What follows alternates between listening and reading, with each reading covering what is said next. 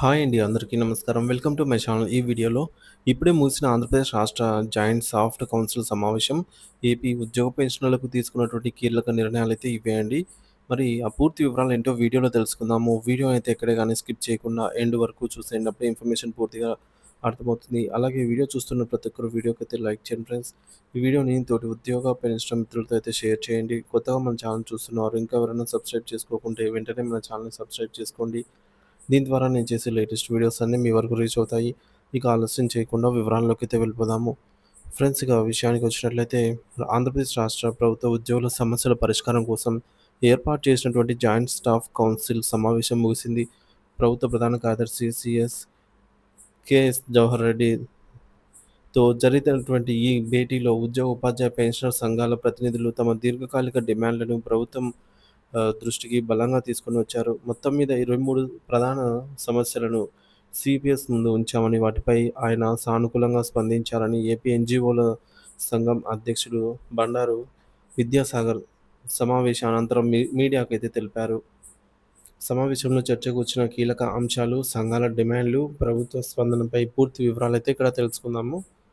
ఉద్యోగుల ఆర్థిక స్థితిగతులపై ప్రత్యక్ష ప్రభావం చూపే 3 కీలక అంశాలపై సంఘాలు ప్రధానంగా దృష్టి సారించాయి. మొదటిది పీఆర్సీ. 12వ వేతన సవరణ సంఘం పీఆర్సీ ఏర్పాటును తక్షణమే ప్రారంభించాలని, దీనికోసం వెంటనే ఒక చైర్మన్‌ను నియమించాలని సంఘాలు ఏకగ్రీవంగా కోరాయి. రెండవ అంశం 30% మధ్యంతర భృతి ఐఆర్. నూతన పీఆర్సీ అమలుకు సమయం పట్టే అవకాశం ఉన్నందున ఉద్యోగులకు తక్షణ ఉపశమనంగా 30% తగ్గకుండా మధ్యంతర భృతి ప్రకటించాలని గట్టిగా విజ్ఞప్తి చేశారు. మూడోది డీఏ బకాయిల విడుదల. ఉద్యోగులకు మొత్తం 4 డీఏలు పెండింగ్‌లో ఉన్నాయని, వాటి వల్ల ఉద్యోగులు తీవ్రంగా నష్టపోతున్నారని తెలిపారు.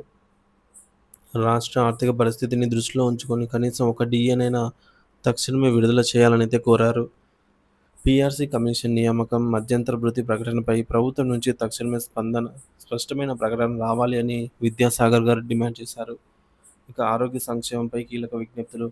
ఉద్యోగుల ఆరోగ్యం, కుటుంబ సంక్షేమానికి సంబంధించినటువంటి పలు ముఖ్యమైన డిమాండ్లను ప్రభుత్వం ముందు ఉంచారు. ఈహెచ్ఎస్ కార్డుల ప్రక్షాళన.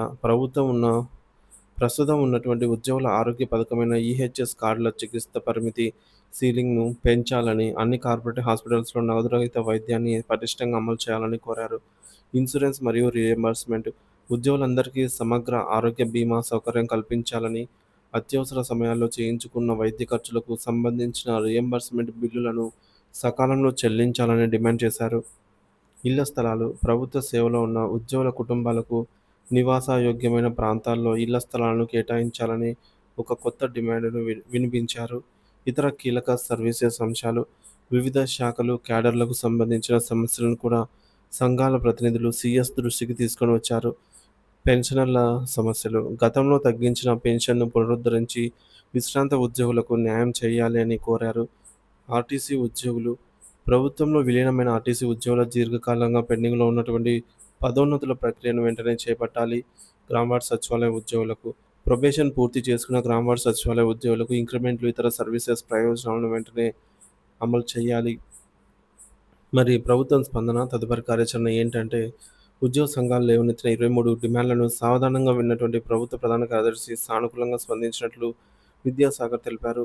మీరు ప్రస్తావించిన అన్ని సమస్యలను గౌరవ ముఖ్యమంత్రి శ్రీ నారా చంద్రబాబు నాయుడు గారి దృష్టికి తీసుకెళ్లి వాటి పరిష్కారానికి తగిన చర్యలు తీసుకుంటామని సీఎస్ హామీ ఇచ్చారు అని ఆయన పేర్కొన్నారు. ఈ సమావేశం ఉద్యోగుల సమస్యల పరిష్కారంలో ఒక సానుకూల ముందడుగు అని, ప్రభుత్వం నుంచి త్వరలోనే శుభవార్త వస్తుందని ఉద్యోగ వర్గాలు ఆశాభావం వ్యక్తం చేస్తున్నాయి. ముఖ్యమంత్రి స్థాయిలో జరిగే సమీక్ష తర్వాతే ఐఆర్, పీఆర్సీ, డీఏల వంటి కీలక ఆర్థిక అంశాలపైన తుది నిర్ణయం వెలువడే అవకాశం అయితే ఉంది. మొత్తానికి ఈ 23 డిమాండ్లతో సీఎస్‌కు ఉద్యోగ సంఘాల వినతి, 30% ఐఆర్, పీఆర్సీ కమిటీ, డీఏలపై ప్రధానంగా అయితే చర్చ జరిగిందనమాట. మొత్తానికైతే ముగిసిన జాయింట్ స్టాఫ్ కౌన్సిల్ భేటీ అండి. ఇక సమస్యలను సీఎం దృష్టికి తీసుకెళ్ళి పరిష్కరిస్తామని అయితే సీఎస్ హామీ అయితే ఇవ్వటం జరిగిందనమాట.